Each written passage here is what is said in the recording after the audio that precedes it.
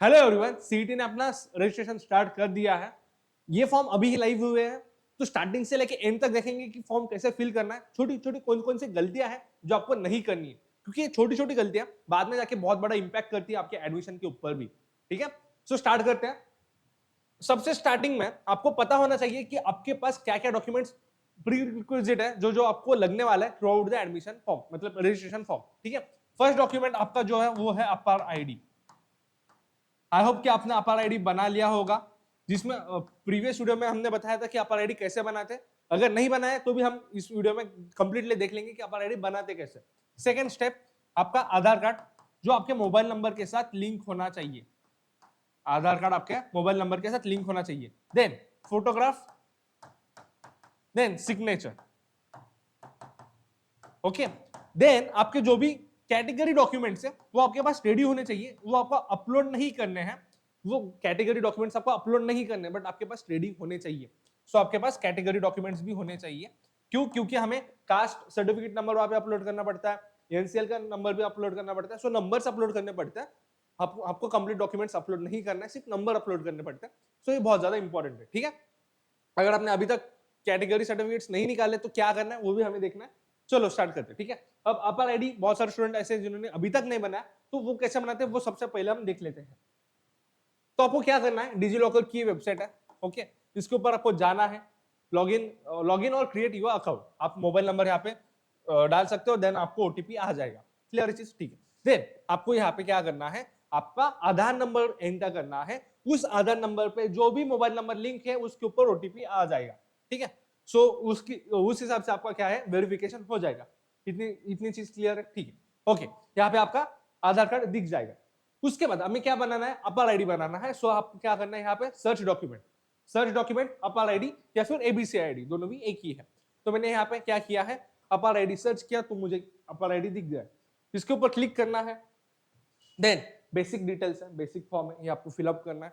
Name क्या है, date of birth क्या है, जेंडर क्या है, आइडेंटिटी वैल्यू मतलब क्या, आपका रोल नंबर, आपका यूनिवर्सिटी नंबर, ये आपके कॉलेज के ऊपर डिपेंड करता है। सो एक बार आप कॉलेज से कांटेक्ट कर सकते हो, नहीं तो सर सबसे सिंपल यहाँ पे नन सिलेक्ट कीजिए एंड आपका अपर आईडी क्रिएट हो जाएगा। बट जब आप नन सिलेक्ट कर रहे हो तो आपको कॉलेज के साथ कांटेक्ट करना बहुत ज्यादा इंपॉर्टेंट है। अभी के लिए आपका रजिस्ट्रेशन हो जाएगा, बट बाद में आपको दिक्कत आ सकती है। तो आपको क्या करना है, अगर आपने यहाँ पे नन सिलेक्ट किया है तो आपको कॉलेज के साथ वहां पे डिस्कस करना पड़ेगा। आपको बताना पड़ेगा कि मैंने ये करके अपर आईडी बनाया है, तो मेरा अपर आईडी आप आपके लिंक कर दीजिए। अपर आईडी मतलब क्या, कि आपका जितना भी एकेडमिक डिटेल्स है, मतलब आपका 10th का मार्कशीट, 12th का मार्कशीट, ग्रेजुएशन, आगे जाके ग्रेजुएशन का मार्कशीट, सारी एजुकेशनल डिटेल्स एक आईडी के ऊपर वहां पे क्या है, लिंक है।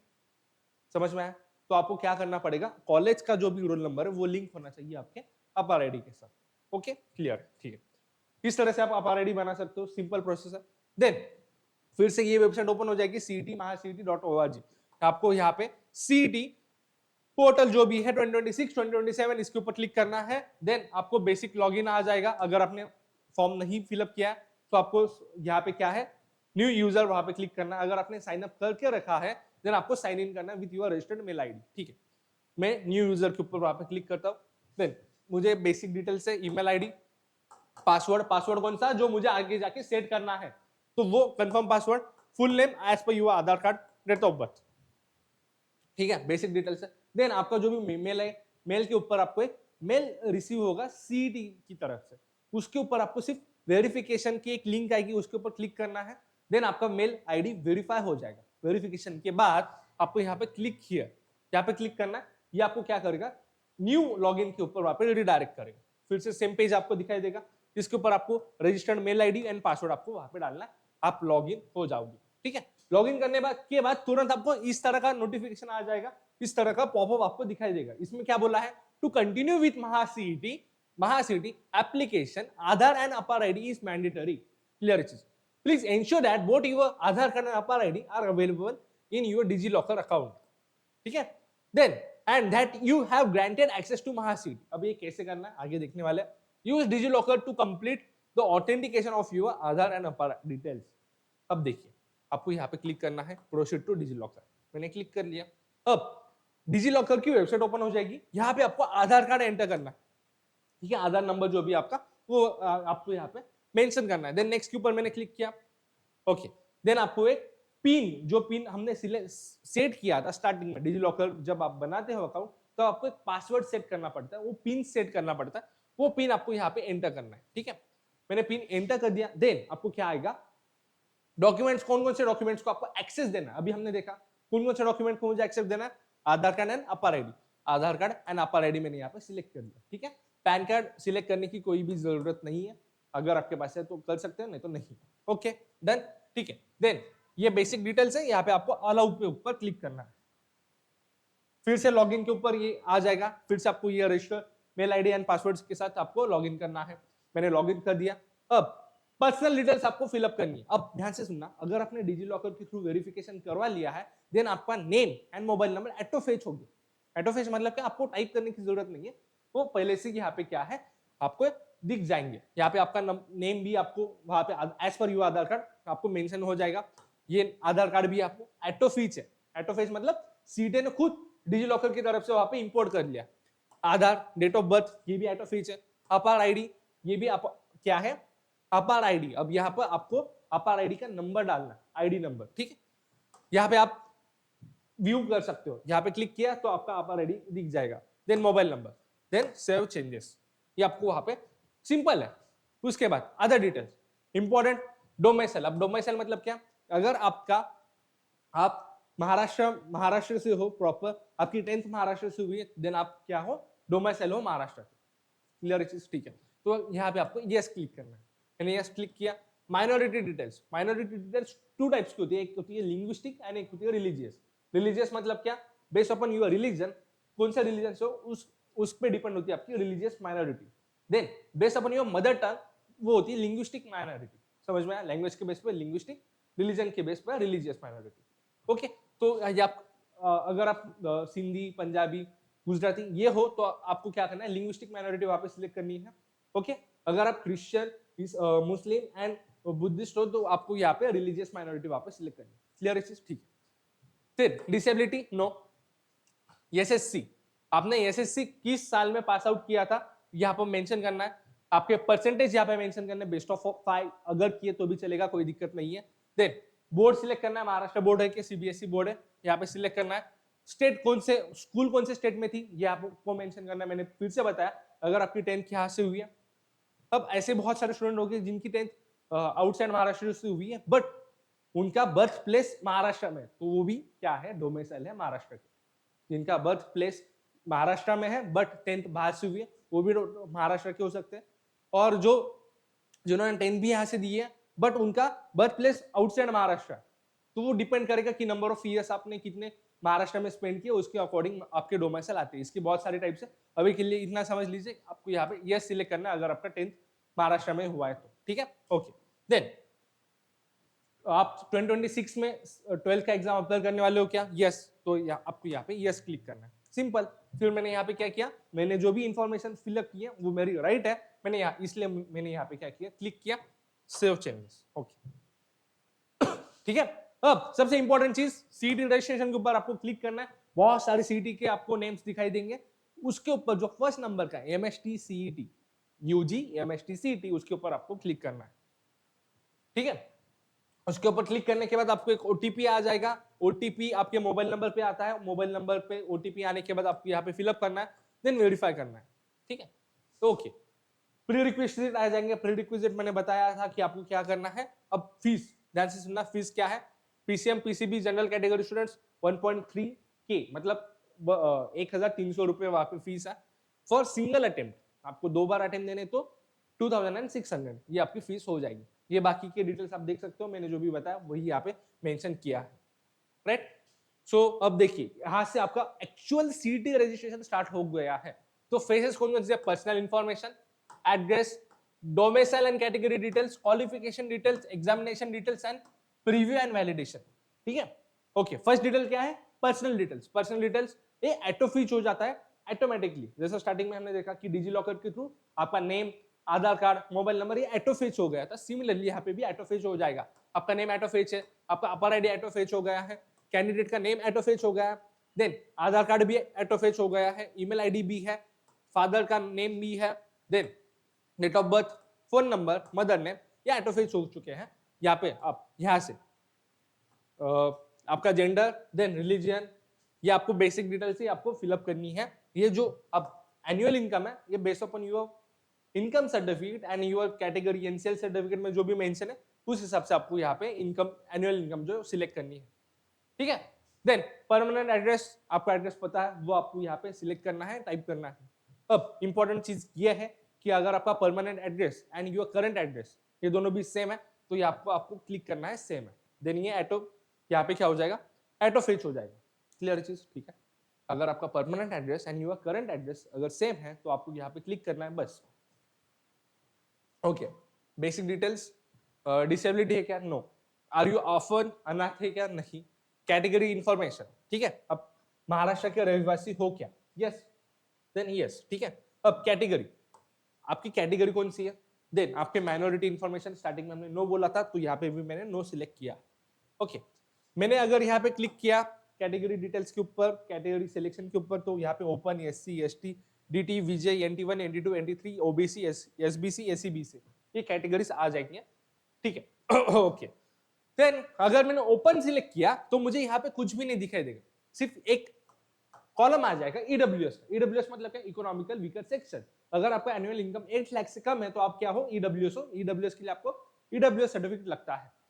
अगर आपके पास ईडब्ल्यूएस सर्टिफिकेट है तब आप यहाँ पे यस बोलना, अगर आपके पास नहीं है तो आप बना सकते हो, तो उसके लिए आपकी एनुअल इनकम 8 लाख से कम होनी चाहिए, ठीक है। ओके, अगर मैंने यहाँ पे अदर देन ओपन सिलेक्ट किया, फॉर एग्जांपल मैंने ओबीसी सिलेक्ट किया, तो आपको यहाँ पे कास्ट सर्टिफिकेट है क्या नहीं वो आपको मेंशन करना है। आपके पास 3 ऑप्शन आएंगे, यस मेरे पास है, मेरे पास नहीं है बट मैंने अप्लाई किया, मतलब मेरे पास रिसिप्ट है, ठीक है, तो वो भी ऑप्शन में सिलेक्ट कर सकता हूँ। आप देख सकते हो अवेलेबल मैंने यहाँ पे सिलेक्ट किया है। देन आपको क्या करना है, अगर आपने कास्ट सर्टिफिकेट सिलेक्ट किया, यस मेरे पास है, तो आपको कास्ट सर्टिफिकेट का नंबर, आउटवर्ड नंबर जो होता है, कौन सा नंबर, आउटवर्ड नंबर आपको यहाँ पे मेंशन करना है।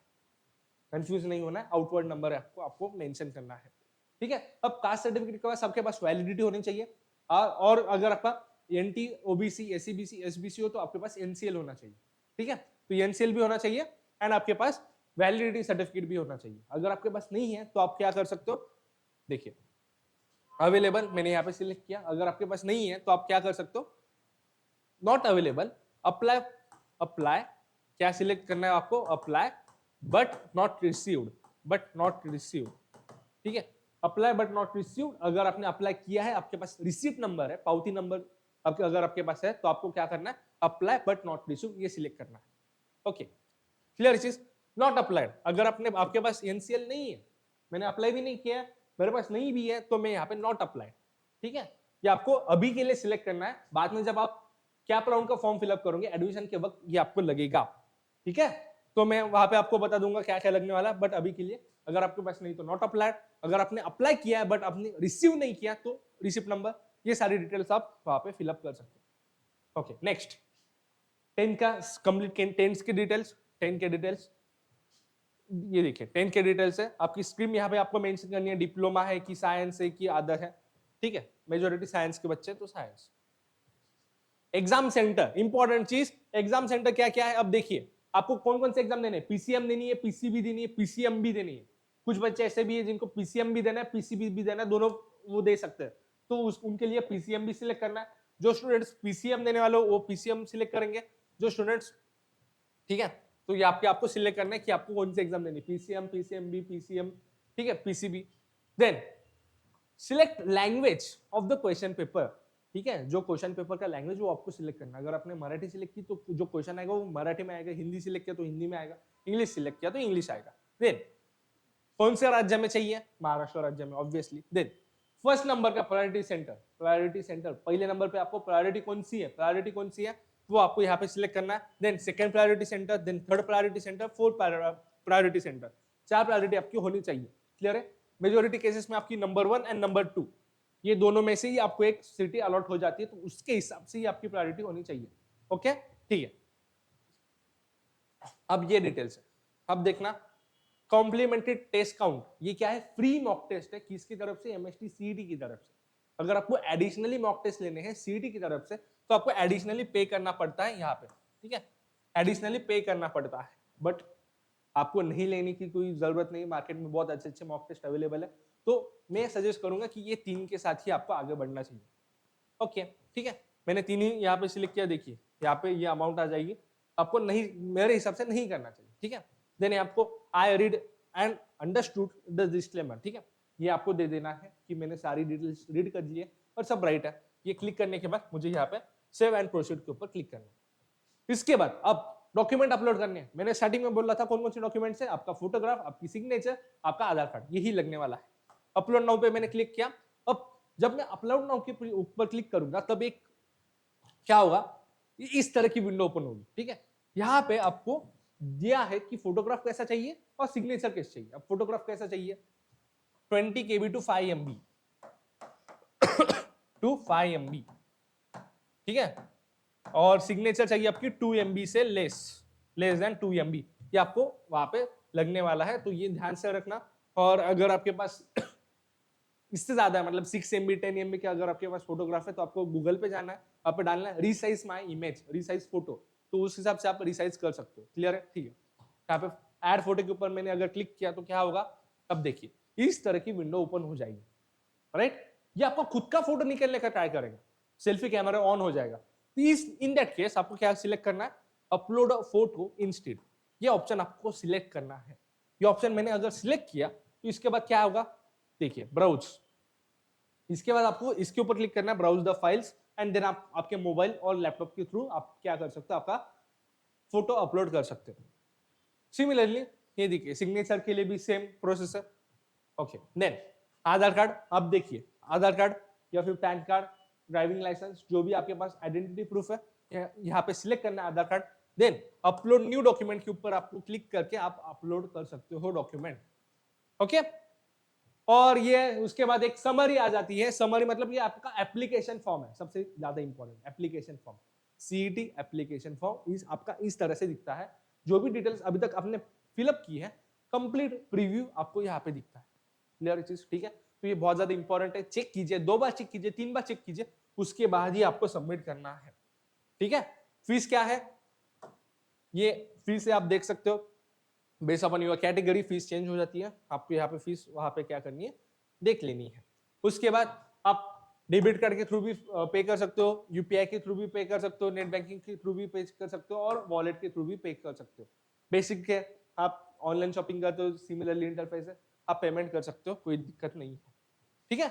सबसे इंपॉर्टेंट चीज, जो भी संभाजीनगर के स्टूडेंट्स हैं उनके लिए रजिस्ट्रेशन हम फ्री करवा के ले रहे हैं हमारे ऑफलाइन सेंटर के ऊपर। जो भी डिटेल्स आपको कमेंट सेक्शन में मिल जाएगा, नंबर भी आप डायरेक्टली कांटेक्ट कर सकते हो। जो भी संभाजीनगर के स्टूडेंट्स है या फिर मराठवाड़ा के स्टूडेंट्स है, आप डायरेक्टली ऑफलाइन सेंटर पे आके आपका फॉर्म फिलअप कर सकते हो। क्यों, क्योंकि बहुत ज्यादा इंपॉर्टेंट है, छोटी सी भी गलती आगे जाके बहुत ज्यादा दिक्कत हो सकती है। क्योंकि अभी आपने कोई छोटी गलती की, अगर आपके परसेंटेज अच्छा आ गया 98, 97, 95, देन आपके एडमिशन के टाइम पे आपको बहुत ज्यादा दिक्कत हो सकती है।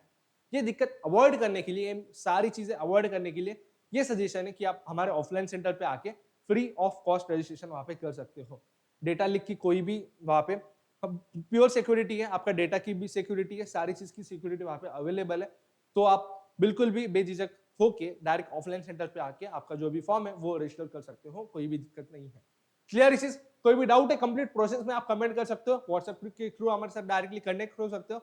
कोई भी दिक्कत है तो डायरेक्टली कॉल भी कर सकते हो। मिलते हैं नेक्स्ट वीडियो में।